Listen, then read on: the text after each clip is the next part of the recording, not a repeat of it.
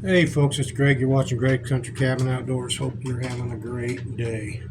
I recently watched a video about hiking sticks and trekking poles, several of them actually, and there was one lady that said if you're not doing your trekking poles this way, you're doing it wrong.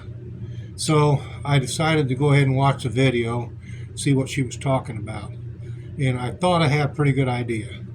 And it turns out I was right. So you've got trekking poles, and you're going to use your hand to hold onto these trekking poles. There's a lanyard attached to these poles, and there's a reason for that. That's so that if you fall, you don't lose your trekking pole, right? Or is it? Now, if you put your trekking pole in, or you put your hand in your trekking pole through this loop and grab your trekking pole, and you've got it around your hand, then yeah, if you fall, this is loose, no big deal, you'll still hang on to it. But the actual way to do this is these straps are designed to go, put your hand underneath so that your hand comes through and comes down on that strap as well as grabbing the handle of the pole. And what this does is that allows your hand to use this trekking pole, but also use the strap. So you're not wearing your arm out holding this trekking pole up. So I've got mine set. I've got two of them. They're left and right. I've got them set so that when I put my hand in there, it's comfortable. All right.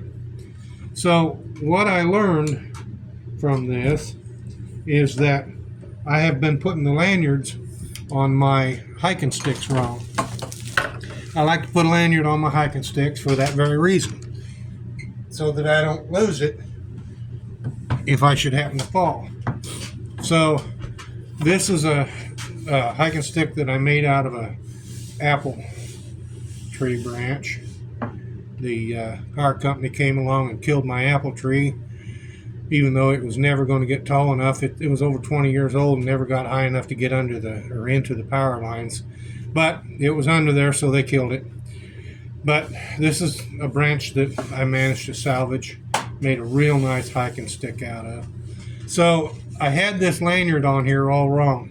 I drilled a hole in the top, and I wrapped the lanyard all the way around it to the bottom, came out the bottom, braided my handle, my lanyard, and then back through and tied a knot on the opposite side. Well, after seeing that video, I realized there wasn't any way I was going to carry this trekking pole that way.